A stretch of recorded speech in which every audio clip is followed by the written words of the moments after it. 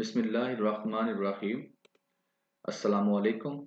My name is Ali Raza and welcome to Pen Gravity. जी इस lecture के अंदर हम करेंगे जो डॉन न्यूज़पेपर है टुडे का उसके एडिटोरियल का एनालिसिस करेंगे और प्रैक्टिस में हमारा जो फोकस रहेगा वो इन चीज़ों के ऊपर रहेगा। जो पुराने स्टूडेंट्स हैं दे नो वेल, जो नए हैं उनके लिए बता देता हूँ कि इन एडिटोरियल का एनालिसिस तो हम करेंगे, जो इसके अंदर चीज़ें लिखी हुई हैं उनको देखेंगे तो सही, लेकिन हमारा जो उसको डिस्कस करने का हमारा मेथड होगा उसके अंदर हम ये फोकस रखेंगे कि हमारा ये काम में आ सके, यूजफुल हो सके। ऐसे के अंदर, करंट अफेयर के अंदर, पाकिस्तान अफेयर के अंदर, सोशल साइंसेस के जो सब्जेक्ट्स हैं उन कम्पिटिटिव एग्जाम्स के अंदर ऑप्शनल वहां पर, और साथ साथ आपकी क्रिटिकल अप्रोच जो है उसके ऊपर वर्किंग की जाएगी और आर्गूमेंट बिल्डिंग के ऊपर वर्किंग की जाएगी, ताकि ये जो दो एरियाज हैं ये इन सारे सब्जेक्ट्स के साथ साथ जो एसए का स्पेशली सब्जेक्ट है उसमें आपको हेल्प कर सकें। And today is 18th of January 2024। ये रहा आपका टुडे डॉन न्यूज़पेपर, इसके एडिटोरियल्स और ओपिनियन वाला सेक्शन। इस पोस्ट लेक्चर के अंदर हम ये वाला सेक्शन जो कि एडिटोरियल्स का है 1, 2 एंड 3 इनको हम डिस्कस करेंगे। ओपिनियन के लिए जो है अब आपको जो है रजिस्ट्रेशन की ज़रूरत होगी, क्योंकि 2024 के अंदर ये रजिस्ट्रेशन शुरू है और इसके लिए सिंपली आप इस नंबर पर व्हाट्सअप करें, आपको गाइड कर दिया जाएगा। और इसकी जो प्राइस है वो less than the price of a newspaper है, ठीक है। और जो पुराने स्टूडेंट्स हैं दे नो, जो नए स्टूडेंट्स हैं वो 100+ लेक्चर्स जो हैं ओपिनियंस के चैनल पर अवेलेबल हैं 2023 के, वो उनको सुन सकते हैं और चेक कर सकते हैं, ठीक है। आपको जो पीडीएफ लिंक है टुडे न्यूज़पेपर का और इस लेक्चर का वो डिस्क्रिप्शन के अंदर मिलेगा, वहां से आप इसको डाउनलोड कर सकते हैं। डिस्क्रिप्शन के अंदर 3 एडिटोरियल्स अंदर 3 लेक्चर बना दिए जाएंगे, टाइमलाइन के हिसाब से आप किसी को भी सुन सकते हैं। व्हाट्सएप चैनल का लिंक भी मौजूद है, ज्वाइन कर सकते हैं। और कोई भी क्वेश्चन हो you can ask in comment section. That is our today question, who is current ambassador of Pakistan to Iran. क्यों पूछा है, ये इंपॉर्टेंट है, करंट इशू चल रहा है ईरान के साथ हमारा, जिसको हम इसके अंदर डिस्कस करेंगे। तो आपको ये पूरा पता होना चाहिए कि करंट एम्बेसडर जो पाकिस्तान का ईरान में है वो कौन है, और इसके अपोजिट भी पता होना चाहिए कि ईरान का जो पाकिस्तान में है वो कौन है। लेकिन मैं कमेंट में आपने सिर्फ यही रिप्लाई देना है कि पाकिस्तान का जो एम्बेसडर ईरान में है वो कौन है, कमेंट सेक्शन के अंदर फीडबैक आप लोगों ने जरूर देना है। और दूसरी चीज जो बहुत ज्यादा इंपॉर्टेंट है वो ये है कि कुछ लेक्चर्स जो हैं वो रिसेंटली मिसिंग हुए हैं, तो उसमें ये है कि आपको पता है कि पाकिस्तान में जो है इलेक्शन जो है उसके ऊपर बहुत ज्यादा लेकर जो जितने भी डिपार्टमेंट्स हैं वहां पर काफी ज्यादा इस प्रेशर है। तो रिगार्डिंग दिस रीजन ये है कि बहुत ज्यादा जो शेड्यूल है वो टफ हो गया था, तो जिसकी वजह से जो है टाइम निकालना मुश्किल हो रहा था। But we will try our best कि हम आपको मैक्सिमम से मैक्सिमम जो एडिटोरियल्स हैं यहाँ पर हम आपको आपके लिए डिस्कस करें। जैसे ही इलेक्शन होगा उसके बाद रूटीन जो है वो नॉर्मल हो जाएगी इंशाल्लाह। तो जिस तरह हमने 2023 में डेली बेसिस पे आपके साथ डिस्कस करते थे तो हम किया करेंगे, लेकिन इसके साथ साथ इंशाल्लाह हम कोशिश करेंगे कि जो है ना लेक्चर मिस ना हो। लेकिन अगर करंटली कुछ मिस हो रहे हैं तो प्लीज कोऑपरेट कीजिएगा, ठीक है। जी फर्स्ट जो है, और दूसरी ये चीज ये भी होती है कि हमारी कोशिश होती है कि बेशक जितना मर्जी टाइम लगे, लेकिन जब लेक्चर तैयार हो तो वो क्वालिटी वाला हो, क्वालिटी कॉम्प्रोमाइज ना हो, आप तक जो आइडिया है वो जरूर कन्वे हो। लेक्चर सुनने के बाद आपको ये ना लगे कि मेरा टाइम वेस्ट हुआ है, ठीक है ना। तो इसलिए फिर ज़ाहिर है जब भी आप कोई क्वालिटी वाली चीज बनाते हैं तो वो इट्स टेक टाइम, ठीक है। तो पहला है इरानियन स्ट्राइक, आपका जो फर्स्ट एडिटोरियल है। पहले तो मैं आपको बता दूं कि इसका क्रक्स क्या है, इस सारे एडिटोरियल के अंदर जो राइटर है वो कहना क्या चाहता है। तो राइटर ये कहना चाहता है इस सारे एडिटोरियल के अंदर होता क्या है, राइटर ये कहता है कि ईरान जो है उसने अटैक किया है पाकिस्तान पर। अटैक कहाँ पर किया है, जो है पंचगढ़ आपका डिस्ट्रिक्ट है पाकिस्तान का, वहां पर जो कि बलूचिस्तान के अंदर है, वहां पर जो है ईरान ने क्या किया है, अटैक किया है।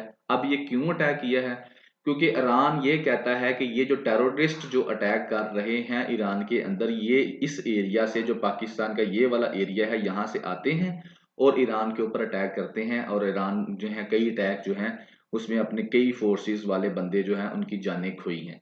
तो लिहाजा अब ईरान ने क्या किया है, इस एरिया के ऊपर क्या किया है, स्ट्राइक किया है। लेकिन उसने तो अपने लिहाज से सही किया कि हम अटैक कर रहे हैं, लेकिन इंटरनेशनल रिलेशंस के अंदर या स्टेट्स के जो रिलेशंस है उसके अंदर ये गलत चीज होती है। आप किसी भी स्टेट की जो टेरिटरी है उसके ऊपर अटैक नहीं कर सकते। हाँ, आप उस स्टेट के साथ मिलकर उसकी रजामंदी से वहां पर ज्वाइंट ऑपरेशन जरूर कर सकते हैं, लेकिन कोई भी दूसरी स्टेट उस जो है वो अपनी मर्जी से अटैक नहीं कर सकती। जब वो अपनी मर्जी से अटैक करती है तो कोई भी रीजन क्यों ना हो, जितनी बड़ी रीजन क्यों भी ना हो, तो वो अटैक जो है पूरी स्टेट पर ही कंसिडर किया जाता है। तो लिहाजा ये चीज़ वो डिस्कस करेगा, और इस चीज़ को लेकर अब पाकिस्तान और ईरान के दरमियान जो ताल्लुकात हैं वो थोड़े ख़राब हो गए हैं, और ख़ास तौर पर जो एम्बेसडर वगैरह हैं पाकिस्तान ने उनके वापस भेज दिए हैं, और उनको भी कहा है, पाकिस्तानियों ने अपने भी वापस बुला लिए हैं। और तो इस तरह से वो चीज़ों को डिस्कस करेगा। टेररिज्म जो है, टेररिस्ट अटैक्स को लेकर वो पाकिस्तान और ईरान की सिचुएशन आपके साथ एक्सप्लेन करेगा। तो चलिए देखते हैं किस किस एंगल से वो इसको डिस्कस करता है, और उसके बाद फाइनली मैं आपको बताऊंगा कि पेपर पर्सपेक्टिव में ये डिस्कशन हमारे कहाँ काम आ सकती है। तो सब डिस्कशन शुरू करने से पहले पहले तो हम देख लें जो चीजें हमको नजर आती हैं, जैसे कि पंजगर कहाँ पर है जी, ये क्या है, पाकिस्तान और ईरान की लोकेशन जो है इस तरह से, जो हम पहले पंजगर देख लेते हैं कि पंजगर डिस्ट्रिक्ट कहाँ पर है। तो पहले तो आपको ईरान और पाकिस्तान का मैं थोड़ा सा दिखा दूं, ताकि आपको थोड़ी मैप से क्लैरिटी हो जाए कि हम किस एरिया की बात करने जा रहे हैं। ये वैसे मिडल ईस्ट का एरिया, ये मैंने क्यों लगाया है ये मैं आपको बाद में डिस्कस करता हूँ, क्योंकि इसके अंदर और भी चीजें हैं। तो फिलहाल ये रहा आपका ईरान, ठीक है जी, और ये रहा आपका पाकिस्तान। तो यहां से आपको एक चीज क्लियर हो रही होगी कि ये है पाकिस्तान का, यहाँ पर बलूचिस्तान है, और ये ईरान है, और ये दोनों का आपस में बॉर्डर जो है वो मुश्तरका है। ठीक है, अब यहां तक हो गया। अब हम आगे चलते हैं। आगे ये है मैप, यहां पर है, ये आप देख रहे हैं पंचगढ़ का डिस्ट्रिक्ट पंचगढ़, ये पाकिस्तान का मैप है, और ये साथ में है आपका ईरान जो मुस्लिम स्टेट है, और यहां पर ये बॉर्डर आपस में मिलते हैं। तो लिहाजा ईरान ने इस डिस्ट्रिक्ट के ऊपर क्या किया है, अटैक किया है। और अगर आप देख लें, थोड़ा सा इसको मैं खोल दूं, तो that is the map of Balochistan, that is Panchagarh district, ठीक है, दैट इज ईरान, ये है आपका ईरान, और यहां से आपका उन्होंने किया है अटैक पंचगढ़ के ऊपर। Okay, I think so, hope आपको सारी की सारी क्लैरिटी हो गई होगी इस चीज के बारे में। और अगर आप देखना चाहें तो ये देख लें, यहां से आपको, ये आपका बलूचिस्तान का एरिया यहाँ पर अटैक हुआ। अब मैं चलता हूं डिस्कशन के ऊपर, और उसके बाद जो है स्टेप बाय स्टेप जो चीजों को, जो दूसरे मैप्स हैं वहां से आपको एक्सप्लेन भी करता जाऊंगा। तो डिस्कशन में पहले आपने ईरान पाकिस्तान का मैप देख लिया, पंजगढ़ की लोकेशन भी देख ली। अब हम वो करते हैं पंजगढ़ के ऊपर। अब आपको पता है अटैक किया है ईरान ने। तेहरान ने क्या किया, क्या तेहरान ने हिट किया है जैशे अल अदल, टेररिस्ट ग्रुप है।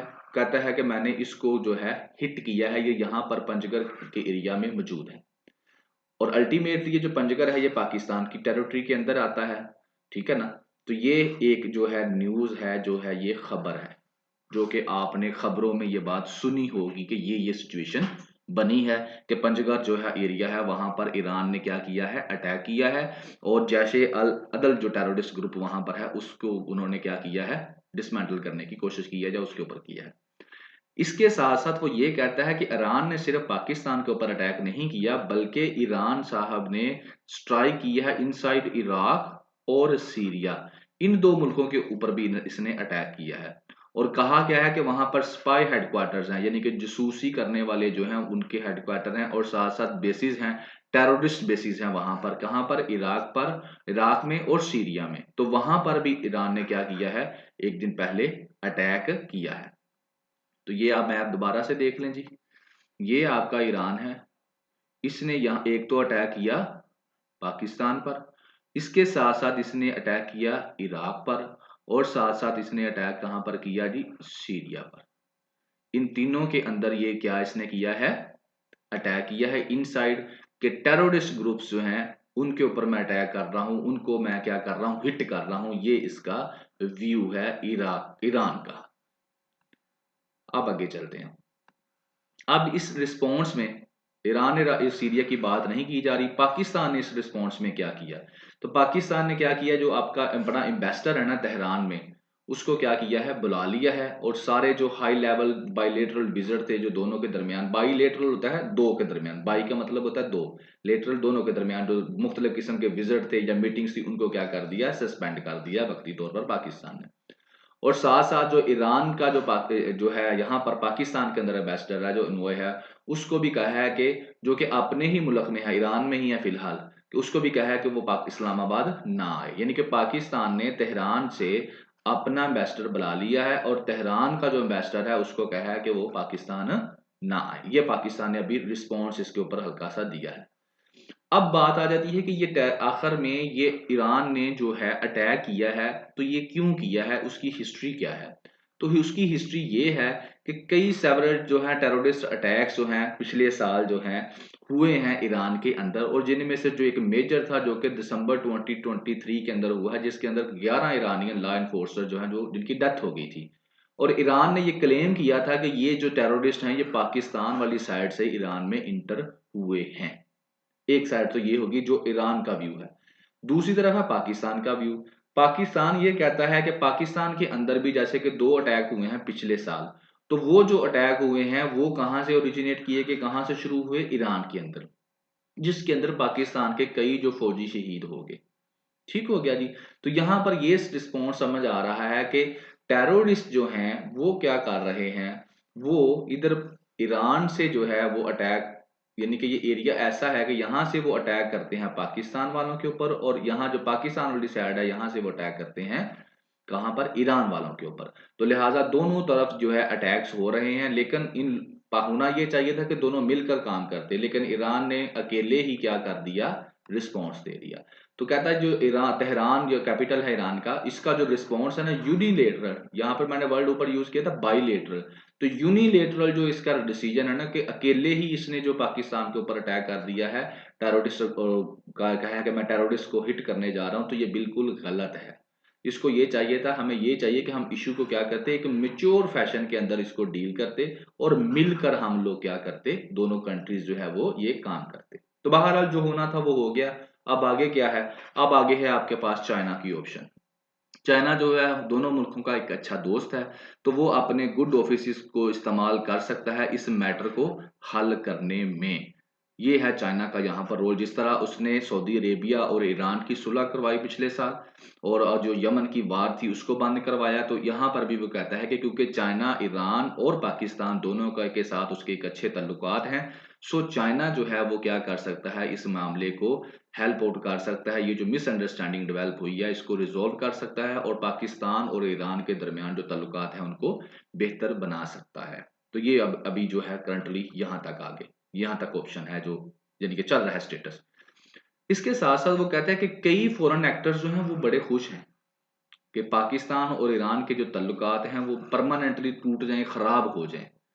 ठीक है, तो इसके ऊपर जो है मैं अभी आपको बताता हूं कि ये कौन से हैं जो बड़े खुश हैं। ठीक है, तो फाइनली वो कहता है आगे जाकर कि नीड ज्वाइंट ऑपरेशन, के पाकिस्तान और ईरान को चाहिए कि इन एरियाज को हाईलाइट करें, और इन एरियाज के अंदर अगर कोई ऑपरेशन करना है तो दोनों फोर्सेस मिलकर करें, और इन टेररिस्ट ऑर्गेनाइजेशंस को जो उन एरिया के अंदर रहती हैं उनको खत्म करें, लेकिन मिलकर करें। इस तरह ना पाकिस्तान ईरान की टेरिटरी के अंदर घुसकर कोई इंटरफेयर करे, ना ईरान पाकिस्तान की जो टेरिटरी है वहां पर कोई किसी किस्म की जो है वो एक्टिविटी करे, क्योंकि अगर इस तरह से करेंगे तो रिलेशंस जो है वो खराब होंगे। ठीक है, तो ये थी इस सारे ओपिनियन एडिटोरियल की डिबेट।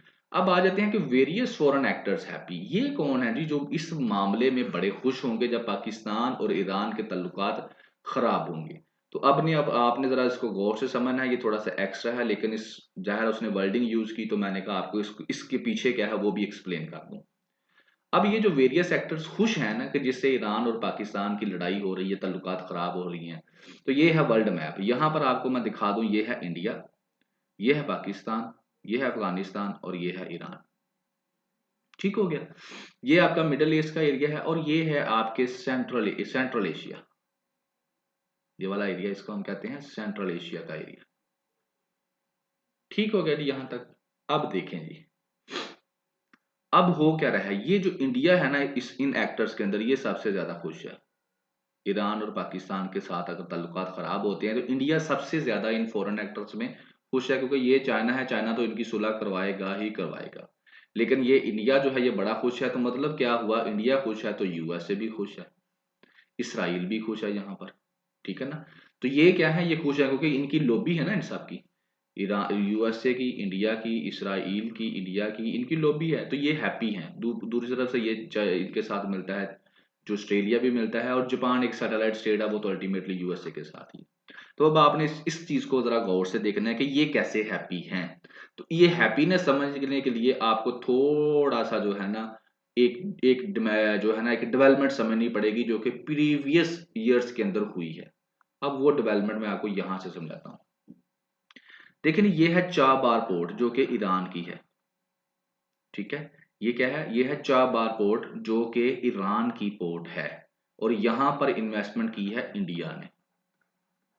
अब इंडिया ने यहां पर इन्वेस्टमेंट क्यों की है, तो वो इसलिए की है कि देखें यहां पर उसने इन्वेस्टमेंट की है ना, तो यहां से वो क्या करेगा, इंडिया ट्रेड करेगा इसके अंदर से ये जो सेंट्रल एशिया की कंट्रीज हैं, लैंड लॉक्ड कंट्रीज हैं, इनके साथ यहां से माल जो है वो जाएगा, यहां इनके अंदर सब के साथ ट्रेड होगी क्योंकि ये लैंड लॉक्ड कंट्रीज हैं, ठीक है। अब क्यों, क्योंकि जब इंडिया ने पाकिस्तान को कहा कि मुझे यहां से रास्ता दे दो, मैं यहां से एक, जिस तरह से पाकिस्तान ने चाइना को एक सी पैक बना के दिया है ग्वादर के ऊपर कि वो यहां से रास्ता दिया है, तो इंडिया ने पाकिस्तान के साथ ये बात करने की कोशिश की कि मुझे यहां से रास्ता दे दिया जाए तो मैं यहां से एक बना लूं सी पैक किस्म की सड़क, तो यहां से मैं क्या करूं, अपना माल लोड करूं और इन सेंट्रल एशियन जो स्टेट्स हैं, जो लैंड लॉक्ड कंट्रीज हैं, इनके साथ मैं ट्रेड करूं और पैसे कमाऊं। लेकिन पाकिस्तान ने ये ऑफर जो है फिलहाल रिजेक्ट की हुई है। जब पाकिस्तान ने ये ऑफर रिजेक्ट कर दी तो अब इंडिया चाहता है इन कंट्रीज तक पहुंचना, और क्योंकि ये लैंड लॉक्ड हैं तो अब इंडिया ने क्या किया, फिर यहाँ पर जो चाबार पोर्ट है ईरान की, यहाँ पर पैसा खर्च करना शुरू किया, इसकी डेवलपमेंट की, यहाँ पर बहुत ज्यादा इन्वेस्टमेंट की। इसके साथ साथ इंडिया ने जब यहाँ पर यूएसए की वार चल रही थी अफगानिस्तान के अंदर, तो सबसे ज्यादा जिस मुल्क ने इन्वेस्टमेंट की थी अफगानिस्तान के अंदर वो इंडिया ही था। मुख्तलिफ किस्म की इन्वेस्टमेंट की थी ताकि फ्यूचर में जो है मेरे इसके साथ अच्छे तल्लुकात बन जाए और मैं इसको यूज कर सकूं। अच्छा, तो दूसरी तरफ जो है यहाँ पर है ग्वादर, और ग्वादर में इन्वेस्टमेंट कर रहा है चाइना, और यहाँ पर इन्वेस्टमेंट कर रहा है कौन, इंडिया। अब इंडिया यहाँ से फिर क्या करेगा, यहाँ पर लेकर जाएगा। अब जब वो है, और इसमें ये है कि अब वो जो है खुश हैं, क्यों, क्योंकि ईरान जो है पहले being a Muslim country Pakistan के साथ उसके रिलेशंस अच्छे थे, लेकिन जब इसके पाकिस्तान के साथ रिलेशंस खराब हो जाएंगे तो ईरान जो है वो टोटली फिर जो है इंडिया का दोस्त बन जाएगा। तो फिर वो एक डायरेक्ट कंपटीशन जो है वो शुरू हो जाएगा, और उसके साथ साथ ये भी है कि ईरान जो है वो यू चाइना की बात जो है वो उसको सुनता है, मानता है। पाकिस्तान भी चाइना की बात को सुनता है, मानता है। लेकिन जब ये जो है पाकिस्तान के साथ इसके रिलेशंस खराब हो जाएंगे, ठीक है ना, तो अल्टीमेटली ये ऊपर वाला जो रिलेशन है वो भी डिस्टर्ब होगा। तो इस तरह से जो है ये फॉरेन एक्टर्स जो हैं इस चीज को लेकर, ये जो ट्रेड का एक इशू है, यहाँ से सीधा जाने वाली प्रॉब्लम थी, तो इनको यहाँ से जाना पड़ा। तो इसको लेकर अब खास तौर पर इंडिया, यूएसए, ठीक है, और साथ में इसराइल, ये खुश हैं। और इसराइल तो अल्टीमेटली ही खुश है, उसकी रीजन ये है कि आपको पता है कि वहां पर गजा में जंग लगी हुई है, और उस जंग को आपको पता है यहाँ पर होतीज हैं यमन के अंदर, और ये होतीज जो है इनको सपोर्ट कर रहा है ईरान, और ये होतीज ये कह रहे हैं कि इसराइल के अंदर गजा जो है वो जंगबंदी करे, वरना यहाँ से जो भी जहाज गुजरता है ये उसके ऊपर क्या कर रहे हैं, अटैक कर रहे हैं।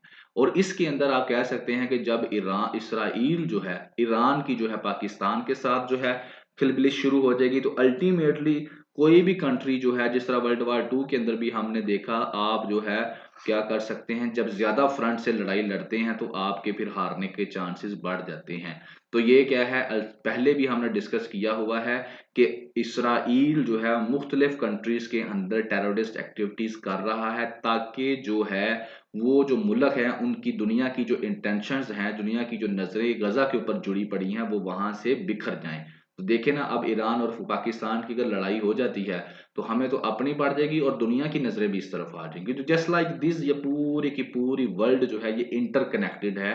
तो और आपको किस इस इन चीजों का आइडिया होना चाहिए कि किस तरह दुनिया में एक चीज जहां पर होती है तो उसके असरात जो हैं पूरी दुनिया पर पड़ते हैं। और ये चीज हमने रशिया यूक्रेन जंग के अंदर भी ऑब्जर्व कर ली हुई है हिस्ट्री के अंदर। कोविड की एग्जांपल आपके सामने है, जो 19 में आया था, किस तरह से चाइना में वो हुआ और पूरी दुनिया में उसके असरात हमारे सामने थे। तो ये था इस ओपिनियन एडिटोरियल के अंदर, और मैंने पूरी कोशिश की है कि सारी चीजों को कनेक्ट करके आपके सामने एक जामिया सा इमेज जो है वो करंट इश्यूज के ऊपर, जो करंटली चीजें चल रही हैं, बन जाए।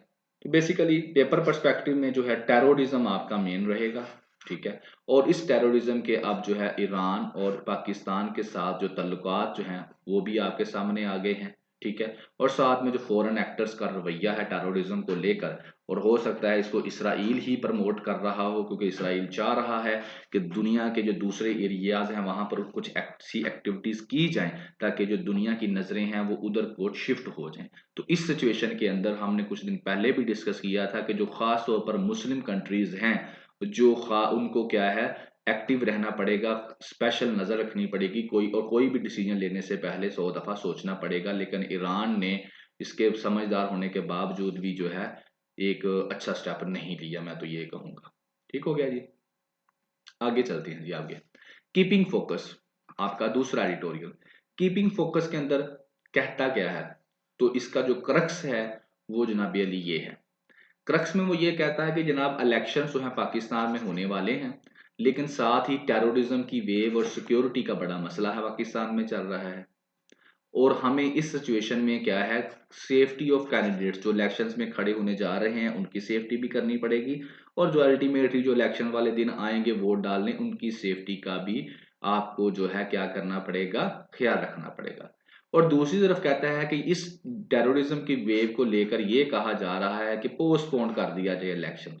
तो वह कहता है इलेक्शंस को पोस्टपोन करने का मतलब ये है कि पाकिस्तान ने सरेंडर कर दिया है, पाकिस्तान हार गया है इस टेररिस्ट से। तो लिहाजा कहता है कि ये एक अच्छी ऑप्शन नहीं है, इलेक्शंस में जाना चाहिए पाकिस्तान को। और बेहतर ये है कि आपकी जो सिक्योरिटी फोर्सेज हैं उनको क्या किया जाए, अच्छे और ज़्यादा रिसोर्सेज उनको देने चाहिए ताकि वो अच्छे से क्या कर सके, अपना रोल अदा कर सके। That is the crux of this whole editorial. तो डिस्कशन में क्या है, यही बातें होंगी, इसके अंदर कोई नई बात नहीं है। पेपर पर्सपेक्टिव में कैसे फिट हो सकता है आई विल डिस्कस लेटर। कहता है इलेक्शन होने जा रहे हैं, सिक्योरिटी की सूरत हाल आपके सामने है, वेव ऑफ टेररिज्म चल रही है, 2023 के अंदर कई टेररिस्ट अटैक हो चुके हैं, और अभी आपके सामने ईरान का वाकया भी आपके सामने आ चुका है। केपे की सिक्योरिटी जो सबसे ज्यादा जो कहता है वो इस वक्त खतरे में है।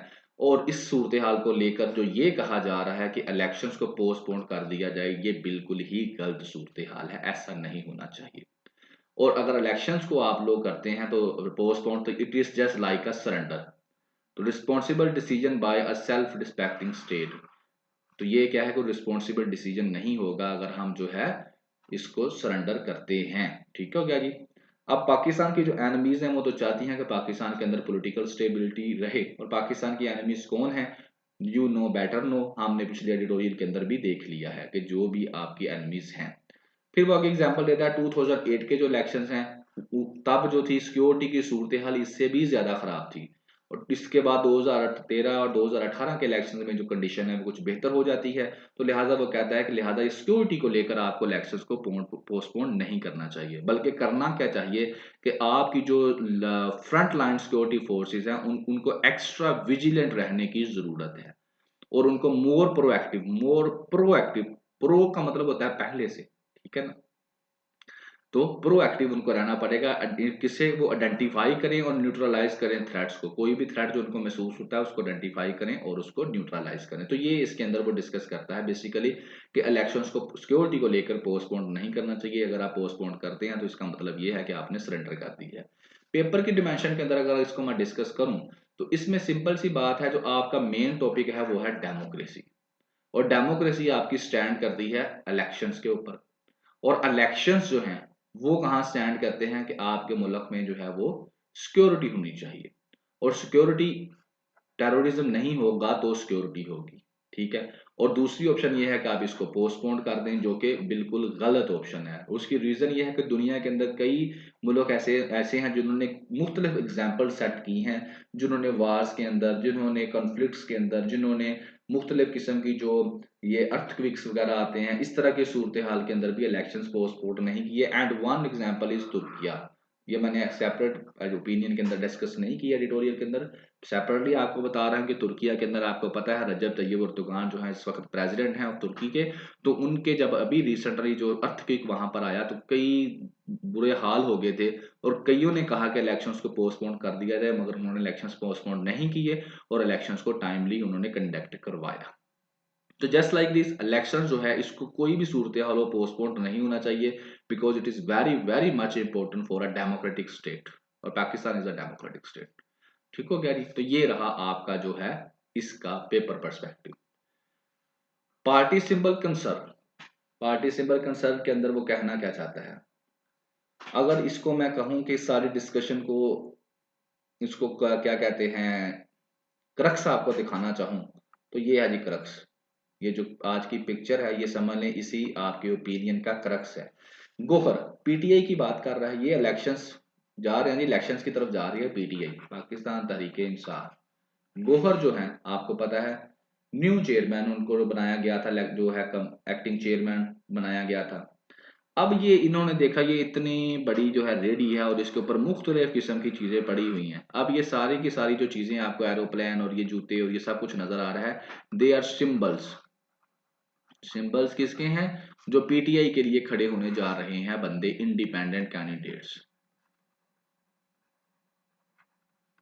और यही बात वो करने जा रहा है कि पीटीआई जो है उसको जो कोर्ट का डिसीजन है, कोर्ट के डिसीजन के बाद वो एज ए पार्टी जो है वो क्या इलेक्शन नहीं लड़ सकती, लिहाजा उसके जितने भी कैंडिडेट्स हैं उनको इंडिपेंडेंट इलेक्शन लड़ने पड़ेंगे और हर कैंडिडेट को नया अलहदा से एक क्या किया जाएगा, सिंबल अलॉट किया जाएगा और उस सिंबल पर वो क्या करेगा, वोट लड़ेगा। और ये अब इसको रेडी भर के दे दी है कि ये लो जाओ और पीटीआई का जो गोहर है और जाकर इलेक्शन लड़ो। और ये रेडी जो है ये उन सिंबल से भरी पड़ी है जो कि इसके इंडिपेंडेंट कैंडिडेट को दिए गए हैं, और इसके बारे में वो इसके अंदर डिस्कशन करता है। तो कहता क्या है जी एडिटोरियल वाला, वो ये कहता है कि पीटीआई कोर्ट ने डिसीजन कर दिया कि पार्टी जो है वो पार्टिसिपेट नहीं कर सकती एज ए पार्टी, जो एज ए पार्टी जो है वो जो है इलेक्शन नहीं लड़ सकती पीटीआई। तो लिहाजा हर एक जो उसका कैंडिडेट है वो इंडिपेंडेंट जो है वो इलेक्शन लड़ेगा, उसके सिंबल भी डिफरेंट होंगे। अब ये क्यों कहा, ये इसलिए कहा कि उसने कहा जो इन्होंने इंट्रा पार्टी इलेक्शंस करवाए हैं वो लॉ के मुताबिक नहीं करवाए। इसके ऊपर जो है हम लोगों ने ओपिनियन जो है वो डिस्कस किए फिर पिछले 2 दिनों के अंदर, जो ओपिनियंस थे जिसके अंदर ये सारी चीजें बताई गई कि इंट्रा पार्टी इलेक्शंस की वैलिडिटी क्या है पाकिस्तान के अंदर। तो जिन बच्चों ने वो सुनी उनको क्लैरिटी होगी, और लिहाजा यहाँ पे मैं हल्का सा बता देता हूँ कि इंट्रा पार्टी इलेक्शंस पार्टी के अंदर ही करवाए जाते हैं, किस सीट के वे कौन बंदा जो है वो बैठेगा, कौन क्या होगा। लेकिन पाकिस्तान के अंदर बाहर ये ट्रेंड तो नहीं है। तो लेकिन उन्होंने क्या किया, इलेक्शन कमीशन ऑफ पाकिस्तान ने पीटीआई को सेलेक्टिवली क्या किया, हिट किया है। और लिहाजा इस वजह से कि इन्होंने नहीं सही तरीके से नहीं करवाया, तो लिहाजा एज ए पार्टी ये क्या इलेक्शन में नहीं जा सकती। तो इस सारी इंडिपेंडेंट कैंडिडेट्स खड़े हो गए सारे, सबको डिफरेंट सिंबल दे दिए। तो इलिटरेसी है पाकिस्तान में, वो कहता है कि लोग बहुत कम पढ़े लिखे हैं, लोगों को कहाँ याद रहेगा किस बंदे के पास कौन सा पीटीआई के लिए कौन खड़ा हुआ है और उस बंदे का नाम क्या है, फिर उस बंदे को सिंबल कौन सा दिया गया है। तो ये याद रखना लोगों के लिए बहुत ज्यादा मुश्किल होगा। और लिहाजा इसका मतलब ये है कि ये पाकिस्तान के अंदर जो इलेक्शन होने जा रहा है ये फ्री एंड फेयर नहीं है। तो यहां पर सामने आती है election commission of Pakistan. Election commission of Pakistan अपनी क्रेडिबिलिटी खो चुका है, क्योंकि ये सारे का सारा किया जा रहा इलेक्शन कमीशन ऑफ पाकिस्तान का ही है। और साथ में जो जुडिशरी है उसने उसका भी काफी नाम जो है वो खराब हो चुका है पाकिस्तान के अंदर। ठीक है। तो अपकमिंग पोल्स कहता है अगर इस तरह से आने वाला इलेक्शन लड़ा जाएगा तो कंट्रोवर्शियल होगा।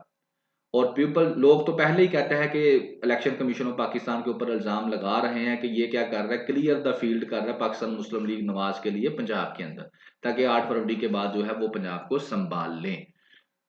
पेपर पर्सपेक्टिव में अगर मैं इसको लेकर जाता हूं तो देखें जी अभी आपके सामने सूरत हाल है। तो पेपर से अट्रैक्ट डेमोक्रेसी, डेमोक्रेसी के लिए स्ट्रॉन्ग करने के लिए इलेक्शन कमीशन ऑफ पाकिस्तान और जुडिशरी ये बड़ा अहम किरदार अदा करते हैं। और इन दोनों ने ही लिहाजा अब पाकिस्तान में जो अहम किरदार अदा करना था वो नहीं किया, और ये दोनों ही डेमोक्रेसी के रास्ते में एक बड़ा हर्डल बन चुके हैं।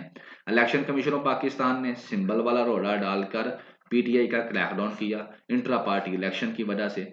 जुडिशरी में क्या हुआ कि जिस दिन ये डिसीजन दिया गया उससे कुछ दिन पहले दो आपके जो सीनियर मोस्ट जजेस थे सुप्रीम कोर्ट ऑफ पाकिस्तान के, जिनमें से एक बंदा वो था जो अक्टूबर के अंदर जो है आपका next chief justice of Pakistan बनने वाला था, उसने रिजाइन दे दिया। उससे क्यों रिजाइन दे दिया, तो अब समझ आ रही है कि क्यों रिजाइन दे दिया, कि उनके ऊपर यही प्रेशर था कि आप लोगों ने ये डिसीजन देना है। और लेकिन उन बंदों ने वो डिसीजन नहीं दिया, वो रिजाइन देकर चले गए। और उसके 2 दिन बाद 3 जो मेंबर का जो बेंच है जिसका हेड जो है वो हमारा चीफ जस्टिस ऑफ पाकिस्तान है, उन्होंने ये डिसीजन दिया कि इलेक्शन कमीशन ऑफ पाकिस्तान सही कह रहा है, इंट्रा पार्टी इलेक्शन सही नहीं हुए, लिहाजा जो पीटीआई है वो एज ए पार्टी जो है वो इलेक्शन में नहीं जा सकती। और इसका मतलब क्या है कि पाकिस्तान में डेमोक्रेसी जो है वो प्रवेल नहीं कर सकती। तो लिहाजा डेमोक्रेसी के टॉपिक के अंदर जो है ऐसे हो कोई भी हो, आप कह सकते हैं कि ये जो रोल था ये। और दूसरा देखें, का जो जुडिशरी होती है ये कॉन्स्टिट्यूशन की क्या होती है, गार्डियन होती है, ठीक है ना, उसकी रखवाली होती है, उसको फील्ड उसकी यानी कि उसको स्ट्रॉन्ग करती है, गार्डियन ऑफ द कॉन्स्टिट्यूशन होती है, गार्ड आउट करती है। लेकिन इलेक्शन बाय लॉ जो थे 90 डेज में होने थे, और अब कितने दिन हो गए हैं, तो जुडिशरी ने क्या कर लिया है, कुछ भी नहीं किया अभी तक, कोई किसी को कुछ नहीं कह सकी। तो that is the main reason कि पाकिस्तान के अंदर डेमोक्रेसी जो है वो स्ट्रॉन्ग क्यों नहीं हो सकती। And these are the hurdles, paper में आप इसको इस तरह से मेंशन आउट कर सकते हैं। सो जी, that is our today editorial session. Comment में अपना फीडबैक ज़रूर दीजिएगा, एंड इंशाल्लाह ज़िंदगी रही तो इसको कंटिन्यू करेंगे, आपके साथ चीज़ों को डिस्कस करते रहेंगे। बस कुछ दिनों की बात है, जैसे ही ये इलेक्शंस का जो रोला है ख़त्म होगा तो इंशाल्लाह we will back to in our routine. और उससे पहले भी कोशिश करेंगे कि डेली बेसिस के ऊपर लेक्चर जो है वो अपलोड किया जाए। सो जी, have a nice day, thank you very much, अल्लाह हाफिज़।